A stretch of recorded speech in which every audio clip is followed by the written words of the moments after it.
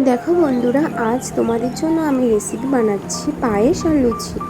পায়েস করার জন্য আমি 2 প্যাকেট দুধ নিয়ে নিয়েছি আর 150 গ্রাম গোবিন্দভোগ চাল নিয়ে নিয়েছি আর কিছু কাজু বাদাম ও কিশমিশ নিয়ে নিয়েছি। কিশমিশ আর কাজু বাদামগুলো প্রথমে আমি জলে ভিজিয়ে রেখেছি আর চালটাকে ঘি দিয়ে একটু মেখে নিয়েছি। আর এদিকে ময়দার মধ্যে আমি দিয়েছি নুন, চিনি আর তেল। পায়েস করবার জন্য আমি ব্যবহার করব গুড়ের বাতাসা দিয়ে।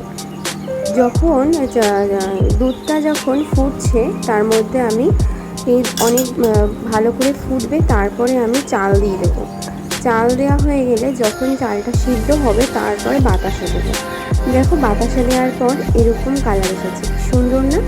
হ্যাঁ, আর লুচি করবার জন্য প্রথমে, সেটা তো তোমরা সবাই জানো, তেলটাকে গরম করে নিয়ে এই যে আমার রেডি রেসিপি তোমাদের জন্য লুচি আর পায়েস। টাটা।